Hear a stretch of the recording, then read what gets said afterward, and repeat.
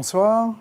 Bonsoir Philippe Naillet. Bonsoir Monsieur Montrouge. Alors donc je reçois, vous l'avez compris ce soir, le député de la première circonscription, mais un député un peu particulier parce que vous n'avez jamais été élu sur votre nom. Vous êtes, si on était au cinéma, on aurait pu dire que vous êtes une doublure, la doublure d'Erika Barège, c'est ça? Vous l'avez remplacée 2016-2017 quand elle avait été nommée secrétaire d'État à l'égalité réelle, puis ministre des Outre-mer, et là vous la remplacez parce qu'elle a été élue en juin dernier au municipal, maire de Saint-Denis. Donc, oui. C'est pas un rôle un peu... C'est vrai que c'est un cas un peu atypique, si je puis dire. Effectivement, j'ai remplacé Erika Barège une première fois entre 2016 et 2017, et depuis le 14 juillet, je suis redevenu député de la première circonscription. Vous parlez de doublure, moi je parlerai de remplaçants au foot. Vous savez qu'il y a des remplaçants qui s'entraînent autant que les titulaires, qui se disent que peut-être qu'un jour, ils seront sur le terrain et qui marqueront des buts. Donc moi, dans ma tête, je me suis toujours préparé à remplacer Erika Barège à un moment donné.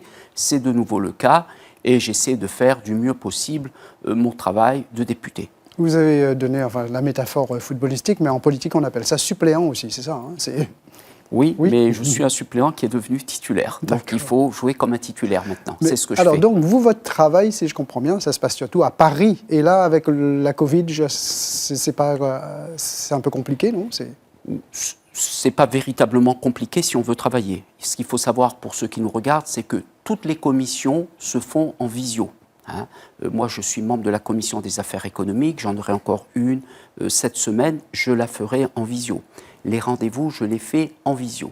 Après, lorsque les textes arrivent dans l'hémicycle, ils sont débattus dans l'hémicycle, donc là, il faut être présent physiquement. D'accord. Mais vous avez interpellé les ministres et tout sur des problématiques locales, par exemple le CHU, pour parler Covid, tout ça? Écoutez, Monsieur Montrouge, moi, ça fait un moment que j'interpelle les ministres. Je l'ai fait depuis que je suis arrivé, et mon dernier courrier, il date précisément du 10 février de cette année. J'ai fait un courrier pour interpeller M. Véran, pour lui dire que le problème de fond, c'est qu'on n'a jamais donné les moyens au CHU de La Réunion. Si on considère que le CHU, c'est le grand hôpital de l'océan Indien, il faut lui donner les moyens. Et je me suis fondé sur deux rapports. Un rapport d'Ernst & Young, un cabinet d'audit que beaucoup de gens connaissent, et je me suis fondé également sur une étude de la délégation des députés Outre-mer pour dire quoi? Pour dire qu'il faut aujourd'hui mettre plus de moyens en termes de personnel, en termes de lits, en termes de formation, en termes de rémunération pour qu'on ait un vrai service public de santé.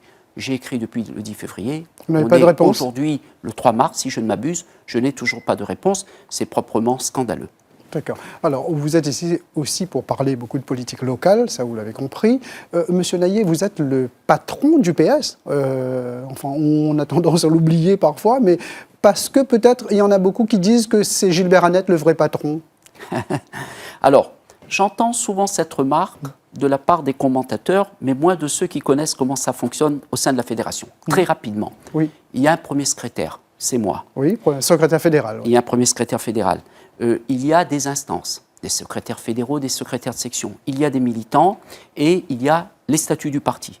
Au milieu de tout cela, chacun doit se trouver sa place. Bien sûr que j'échange avec Gilbert Annette, j'échange souvent avec Gilbert Annette, et heureusement d'ailleurs. C'est pas lui qui décide? Non, attendez, je termine juste là-dessus rapidement. J'échange souvent avec lui parce que Gilbert Annette, vous connaissez, c'est pas un militant ordinaire. Nous connaissons tous sa carrière, son parcours. J'échange avec lui, mais je peux vous assurer, et c'est utile avec moi que d'échanger avec Gilbert Annette, mais au final, c'est toujours le premier secrétaire et les instances du parti qui décident pour le parti. D'accord, alors donc qu'est-ce que vous allez décider pour les régionales? Parce que vous avez participé aux réunions des forces progressistes, vous? Oui, j'ai participé à chaque fois que j'étais à la Réunion. Quand j'étais à l'Assemblée, je n'y étais pas. J'ai participé à un certain nombre de réunions. Oui, nous, la Fédération socialiste, puisque vous m'interrogez à ce titre-là, la Fédération socialiste, notre ligne, depuis que j'ai repris la fédération... En 2018. En 2018, chacun peut vérifier, à partir des prises de position, des soutiens de la fédération, j'ai toujours cherché le rassemblement à gauche. Ce ne sera pas le cas. Il y a déjà au moins 5 candidats, là, si on compte Vanessa Miranville, écologiste. Bien sûr, à l'impossible, nul n'est tenu. Mais moi, je réponds au titre de premier secrétaire. Moi, en tant que premier secrétaire, j'ai toujours recherché, je continue à rechercher avec d'autres. Je ne suis pas seul, heureusement, le rassemblement. Donc, j'ai participé à un certain nombre de réunions pour travailler au rassemblement des progressistes, on va dire, des progressistes avec la société civile. Aujourd'hui, on n'y prend pas le chemin, mais Moi, je considère que tout le temps où les listes ne sont pas déposées en préfecture. Donc vous gardez toujours cet espoir, oui. Non, je garde un espoir. Je sais que peut-être au second tour après.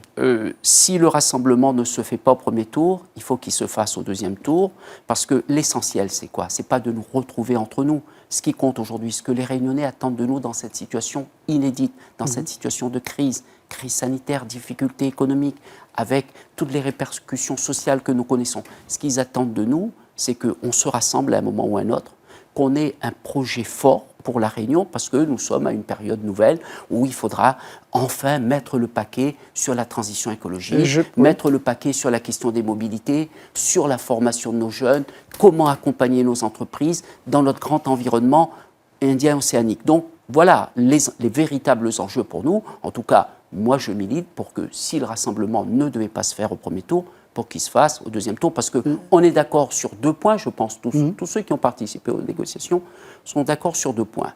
D'abord, 30 secondes, M. Naillet. Oui, Didier Robert ne peut plus être la solution des prochaines années. Tout le monde est d'accord là-dessus.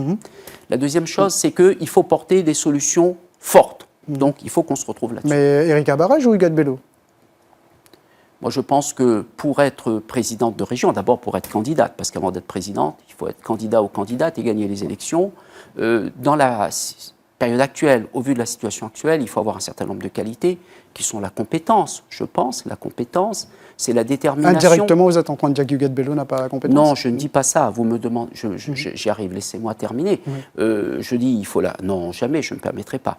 La compétence, la détermination, la capacité d'écoute et aussi la capacité d'entraînement. La jeunesse? Moi, la jeunesse également. Mais c'est peut-être pas un atout déterminant. Mais tout ça, je pense, moi, qu'Erika Barrage possède toutes ces qualités-là pour conduire une liste, pour gagner la région et surtout demain, pour mettre en œuvre un projet. Merci beaucoup, Monsieur Naillet, Monsieur le député. C'est fini pour aujourd'hui. Merci à vous, Monsieur Bonrouge. Quant à moi, je vous retrouve mardi prochain. On retrouve.